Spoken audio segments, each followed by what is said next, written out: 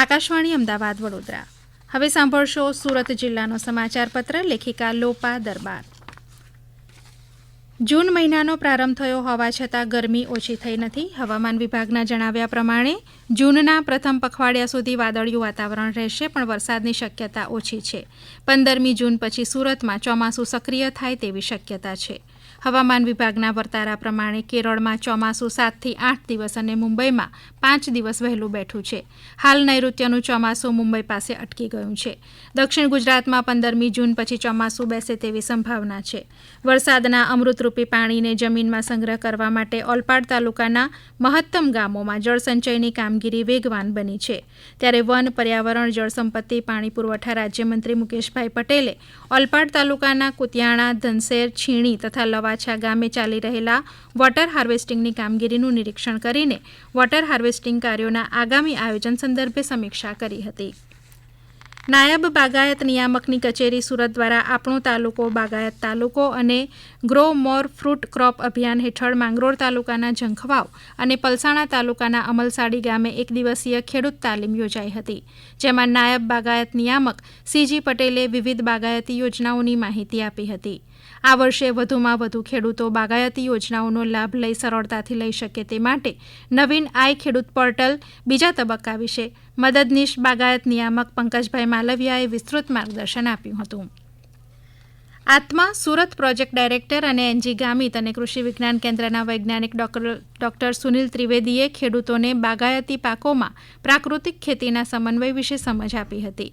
ઉપસ્થિત ખેડૂતોને પ્રાકૃતિક મોડલ ફાર્મની મુલાકાત કરી બાગાયતી પાકોમાં પ્રાકૃતિક ખેતી અપનાવવા અંગે અનુરોધ કરાયો હતો.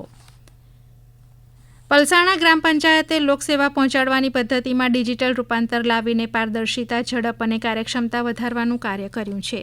ઈ ગવર્નન્સના માધ્યમથી સ્થાનિક નાગરિકોને સુગમ અને અસરકારક સેવાઓ સુલભ બનાવી છે, જેના કારણે આ ગામ દેશભરમાં ઉદાહરણરૂપ બન્યું છે.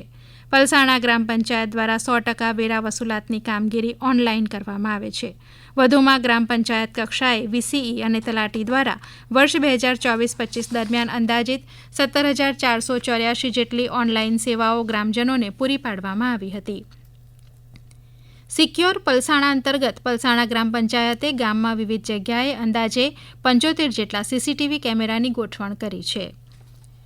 ભારતીય સેનાએ ઓપરેશન સિંદૂર દ્વારા વિશ્વને અદમ્ય સાહસ અને વીરતાનો પરિચય આપ્યો છે. ત્યારે મા ભારતીના સપૂતોને વંદન કરવા ભારતીય સેનાના સન્માન માટે માંડવી ખાતે આશાપુરા મંદિરથી એસટી બસ ડેપો સુધીની ભવ્ય તિરંગા યાત્રા યોજાઈ હતી.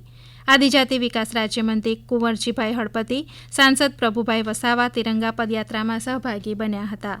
42 ફૂટ લાંબા તિરંગા સાથે તિરંગા યાત્રામાં રાષ્ટ્રભાવનાના જયઘોષ સાથે ભારત માતા કી જય, વંદે માતરમ, ભારતીય સેના જિંદાબાદના નારાઓ સાથે માંડવીના નગરજનો જોડાયા હતા.